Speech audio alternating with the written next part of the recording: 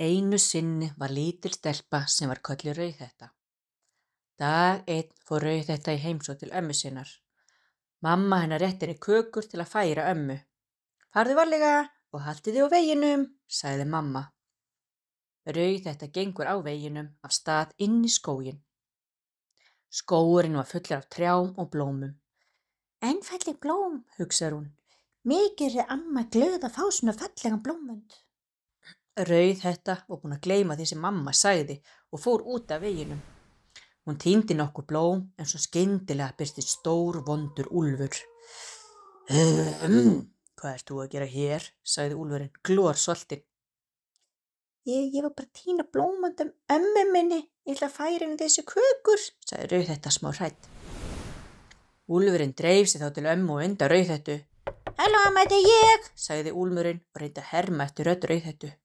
Svo stekkur hann inn og kleipir hann í einu munnbita og leggst upp í rúm og þykist vera amma. Þegar Rauðhetta sér ömmu sína bregður henni. Voðalegt hún með stóru augu, amma mín. Það er bara svo ég geti séð þig betur, elskan mín, sagði úlfurinn. En voðalegt hún með stóru eyru. Það er bara svo ég heyri betur í þér. En voðalega ertu með stóran munn. Og það er nú bara svo ég geti étið þig. Svo gleypir úlfurinn Rauðhettu í einu munnbita og steinsofnaði. Það vildi til að skógarhaugsmaður var að labba fram í kofanum með hennar ömmu og heyrði skrýtnar hrotur.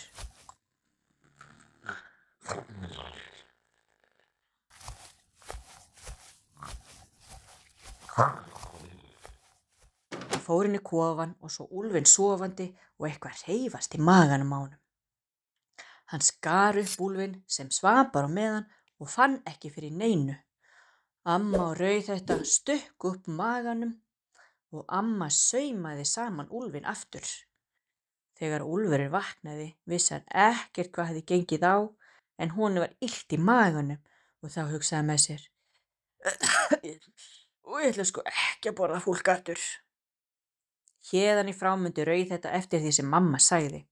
Farðu varlega og haltu þig á veginum.